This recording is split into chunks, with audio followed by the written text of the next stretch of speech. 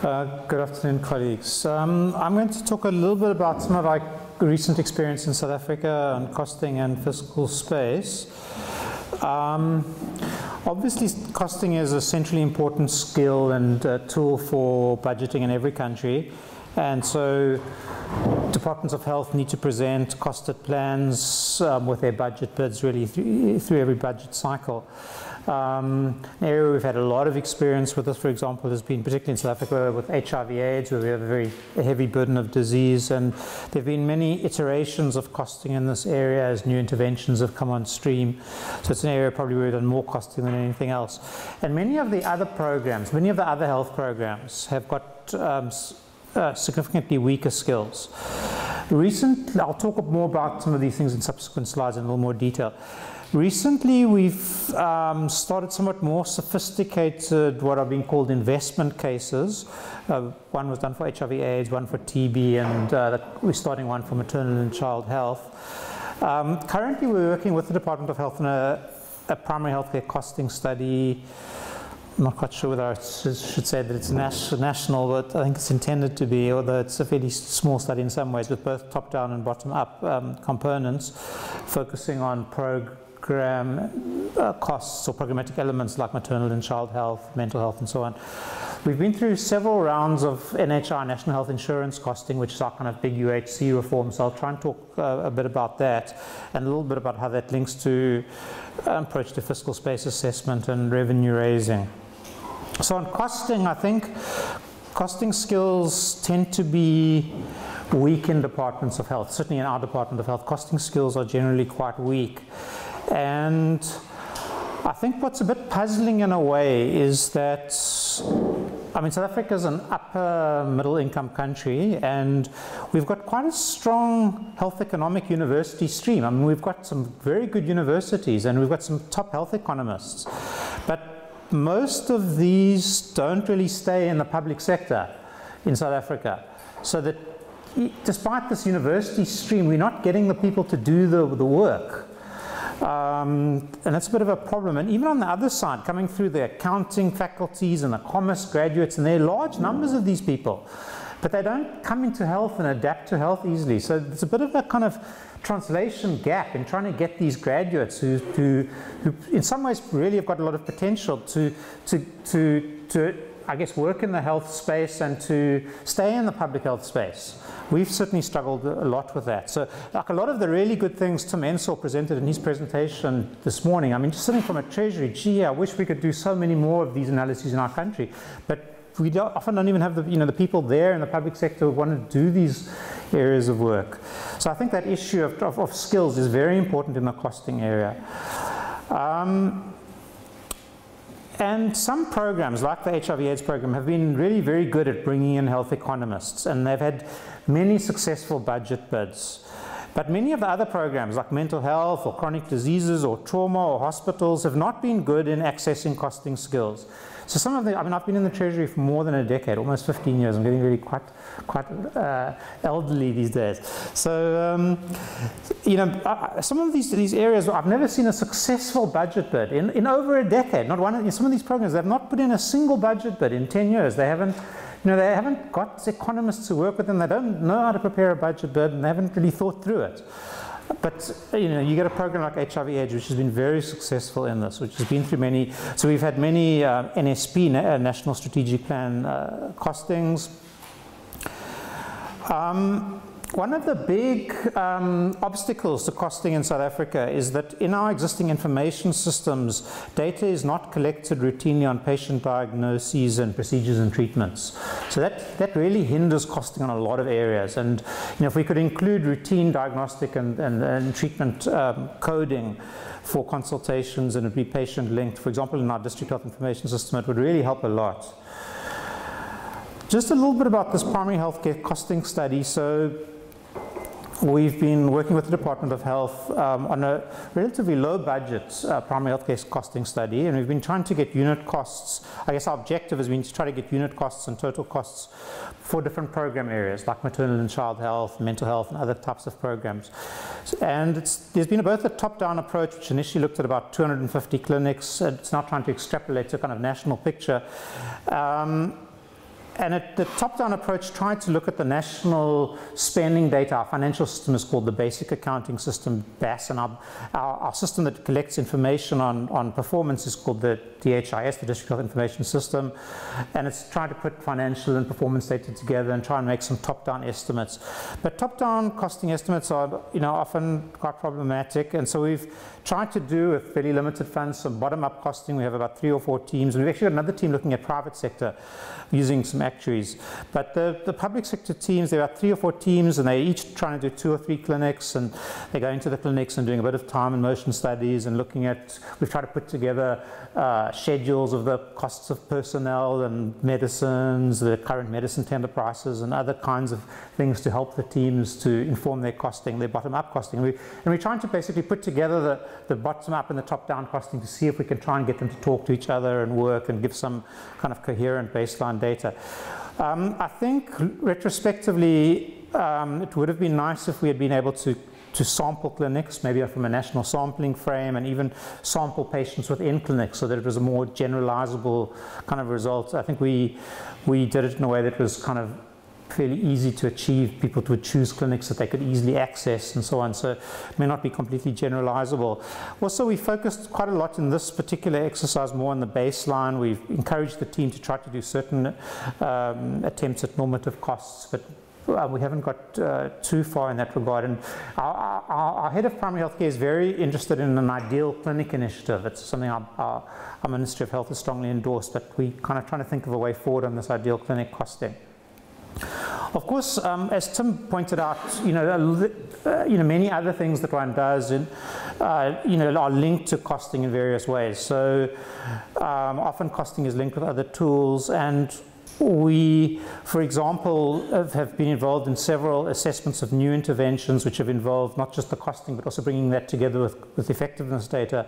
So, for example, for assessing new child vaccines like rotavirus and pneumococcal vaccine and HPV vaccine, we're involved in those kinds of cost effectiveness analyses linked to affordability. And we're currently thinking as a country of how to build HTA capacity or an HTA agency. I see one of the colleagues here is from NICE, and the high tap example from Thailand is very interesting, and it would be very good if we had an agency like that. Of course, for scaling up interventions, costing data often needs to be brought together with performance. And for ministries of finance, performance is very important, not just cost. So it's always wanting to see how those come together. Just a little word or two on these investment cases. So recently we've seen 2 or 3, and there's some more coming, as a somewhat more sophisticated way of developing a budget bid. And these have tended to start with a potentially wide set of potential interventions, like 60 different interventions in the HIV space, for example. And then those are workshopped with focus groups as to which are the most important ones to bring into the models. And they brought into quite sophisticated demographic and epidemiological models for that disease area. And those models can generate quite a wide set of scenarios which provide the best overall life years saved or other types of outcome measures. And putting those models together with costing models have provided various scenarios for life years saved, incremental cost effectiveness ratios. So we found that our budget officers quite like that. They said, oh, they'd love it if other sectors learned from these investment cases, because they found it quite a useful tool. One of the things they found useful about it is that it doesn't, often sectors come with a single bid, whereas the investment case approach, in a sense, it considers multiple potential interventions, and it looks at weighing up which is the best set of interventions. Coming on now onto national health insurance costing. So NHI is in a way our UHC program in South Africa, and there were at least three main costing models that we've been involved with. The first one was initially developed by Don McIntyre and colleagues at Health Economics Unit, later taken on by the Department of Health through PricewaterhouseCoopers. The second was some actuaries that we commissioned. And in South Africa, we, for the big models, we quite like to work with actuaries, because actuaries are quite good with some of this detailed modeling. And Heather McLeod did some work with us, and I'll talk a bit about that. And then our Actuarial Society also developed an actuarial model of national health insurance. And all three of these models had various scenarios and quite wide confidence limits and many assumptions, but they were nevertheless useful. And ultimately, the Department of Health came out with a number of a 255 billion rand target in real terms after about 15 years against a 100 to 110 billion baseline. Now, this main model that was initially developed by UCT in the SHIELD project is, in a way, a fairly typical costing model, and it was based on P times Q, price times quantity, or population times utilization rates times unit costs. And it attempted, because of the very differential rates of utilization by age group, it attempted to then build the model by 5-year age groups by age and gender. And for each of these, it would then try and work out the utilization for primary healthcare or hospital outpatients or admission rates based on current rates, and then some projections for the future. And they used some of the baseline data from some population survey data and some from some health service data,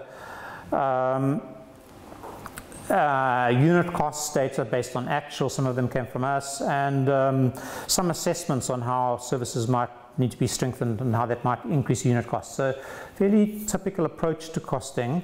It had an HIV subcomponent because HIV is so big in South Africa, and a capital component, and it tried to build in a bit of private sector. And then as in the model, as utilization rates would grow over the 15 years and unit costs would grow over 15 years, that would drive then the overall costs of the model.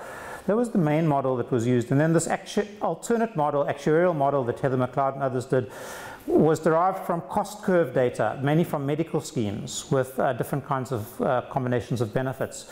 So these curves are spending by age and gender for different groups of diagnoses or services. And the medical scheme data in South Africa, which is private sector data, and the issue about this is partly what links to Tim's point about whether you're building in inefficiencies into your model and whether the medical schemes in this context are providing an efficient database which can be extrapolated to the national picture. But what's useful about it is that the medical scheme data is based on massive claim numbers and for very big data sets which you can really, can do a lot of modeling on. So you've got this thing with a lot of detailed data in the private sector, and the public sector's got no data on diagnoses and, very limited data. So it's quite difficult to get the two to talk to each other.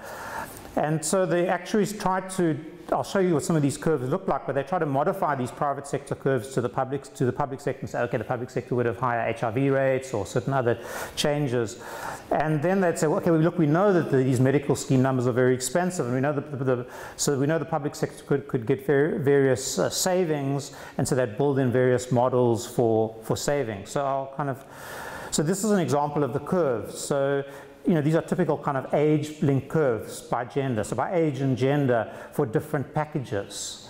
So as you get, so typically for older people, obviously it's more expensive for a year as compared to other age groups and so on. And so there's a basic benefit package curve there, and if you add in comprehensive primary healthcare services, those different colors are progressively kind of wider packages. And actuaries tend to like this because then they can model this demographically over very long periods, and then as the demography changes, they can look at costs. This is just an example. The spreadsheet was too big to copy the whole spreadsheet, so I just copied the top left corner. But this is just an example of different age groups showing, like the first column there is prescribed minimum benefits in hospital, excluding maternity for different age groups, and those are in rands per girls of that age group. So actuaries like this kind of thing. And then they put all these curves together and came up with some numbers for the different scenarios. So we found that a kind of useful cross-check for this utilization-based model, the first one that I'd shown. And then the third model, which is the Actuarial Society model. I don't know if you can see this, but this actually broke down things to an even greater level of detail, where you can see ticked at the bottom is kind of 30 sets of what you call these disease groups, maybe ICD classification groups. So it was very complicated model, and you could get the costing. You can get this very detailed data from the private sector. And so that was kind of interesting as well. So we had these three models, and all these three models had many assumptions and scenarios, and they were useful to show the huge variability partly linked to policy choices.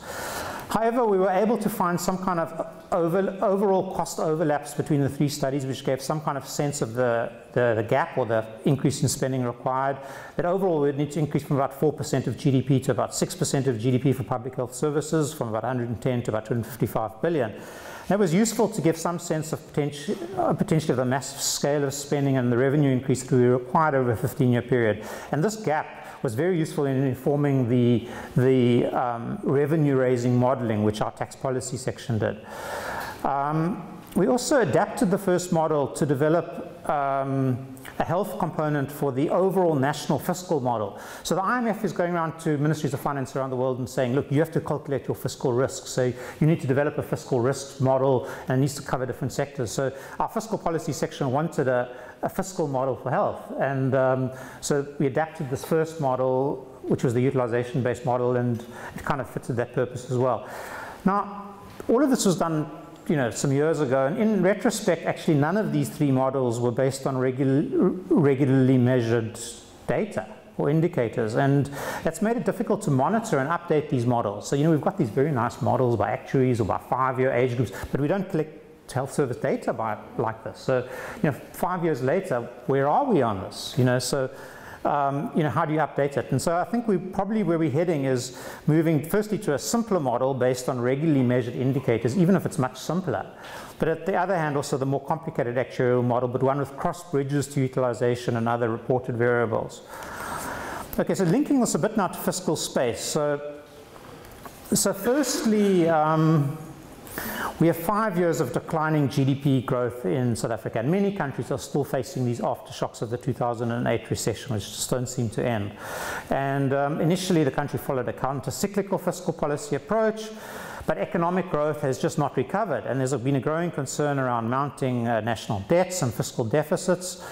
And there are big concerns around the ratings by the global ratings agencies. So every time Standard & Poor or Fitch or whatever comes to the country, it's kind of front page news, and everyone's very worried about it. And South Africa's had 2 ratings downgrades, and if we get a further downgrade, we'll be in what is called junk status, which receives a lot of popular press in South Africa. So, what that leads to really is a lot of kind of focus on the deficit and debt levels, and so the budget process tends to focus, in terms of creating fiscal space, it tends to focus then on reprioritization. So how do you get cuts in certain sectors or certain places to create space, fiscal space elsewhere? So for example, budget 2015 had 25 billion of savings. And that 25 billion of savings ended up getting reprioritized to other sectors, including HIV/AIDS, for example. So, that's an example of reprioritization in a country with an overall fiscal constraint. And our fiscal policy section tends to look a lot at fiscal risks, and they developed this long-term fiscal model.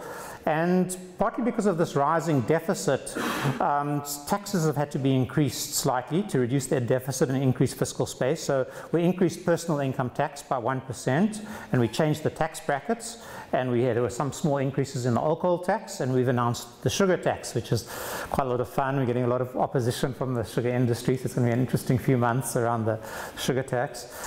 Now, so the usual budget process, every year, it looks at the budget bids from the departments, it looks at this reprioritization, it looks at savings, it's in the context of our 3-year MTEF, and each time, because the 3rd year of the MTEF is the new outer year, the funding for the new outer year is largely driven by GDP growth and linked national revenue changes. And we create also every year in our budget a contingency reserve, quite a big contingency reserve. We've actually increased our contingency reserve. It's like 10 billion this year, for example. And part of the reason for that is because we've got a lot of political interest in the budget in South Africa. So it's to allow greater kind of space for cabinet to say, look, this is really a big priority. We want to address this particular issue. So the fiscal policy team, because the Treasury is made up of quite a few different teams. So the fiscal policy team is playing around with these deficit indicators. But if you really want a lot of money, like for national health insurance, you actually don't talk to the fiscal policy team. You have to go and talk to the tax policy team. So for major funding changes, which require longer term changes, we really have to work with tax policy. And these tax policy areas are the areas that really they require, you know, major, because you can't just go to the tax policy team and say, look, I need a new tax for every small thing. So these are big areas that need you know, major, you know, tax. It's what you would call ear taxes, except South Africa wouldn't call them earmarked. But they're major tax changes to fund new policies.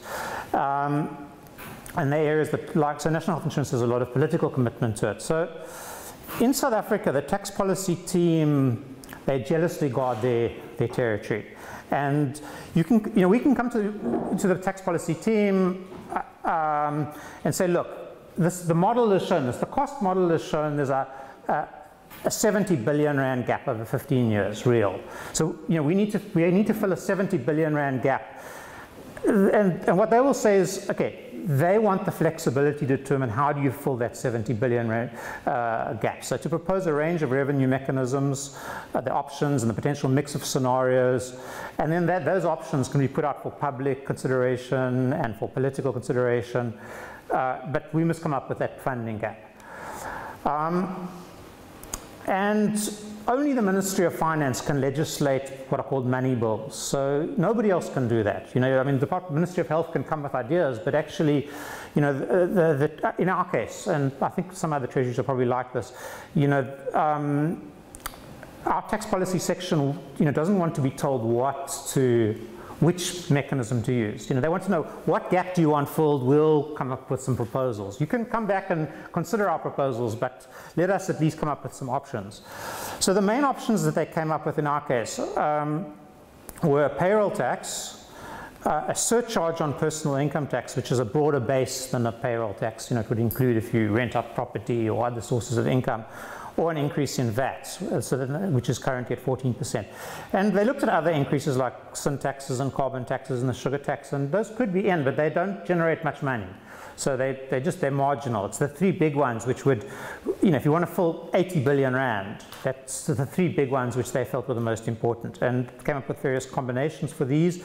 And the red bars here are how if the economy in South Africa grows by 3.5% per year, that's how health spending in the baseline would increase. And the green is the gap that needs to be progressively filled. But unfortunately, the economy is not growing by 3.5% per year. It's actually growing by 0.8% this year. So, you know, the gap is somewhat different to this. But then this is an example of one of their calculations. So this is a typical type of thing that they like to put out. So they put out 4 scenarios, and they say, look, we could use, in scenario A, we could use a combination of payroll tax and VAT to fill this gap. And this is how much the new taxes would need to be. Or scenario B, we could just have a surcharge on taxable income. Or scenario C, we could do this. So, you know, they like to do the technical work and then put it out to the Minister of Finance and put it out to the public and say, comment. They like to have a very transparent process of public comment, but they like to, you know, develop the options. Okay, so I think this is the last slide. So costing skills are very important for the success of program budget bids. There's still considerable lack of capacity in costing despite a strong graduate program. If one wants to make a major health financing change, a major fiscal space analysis, etc., one has to start with a compelling case technically and politically.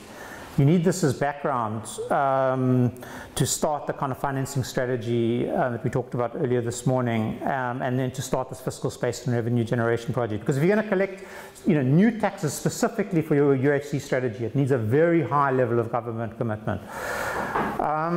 In the South African case, the tax policy section of the Ministry of Finance is a key player in terms of the development and selection of revenue-raising mechanisms. The costing models are very important to inform new revenue sources. Starting new taxes needs to be linked to readiness to implement new arrangements. So, I mean, we know, you know, we've put out these new tax options, but when do we actually put these new taxes in place? And the plans need to be much more practical before we can actually and in a sense, we need to get a sense that if we're going to impose a new tax on the general public, the people will have got a strong sense of, we're going to get this benefit from this tax.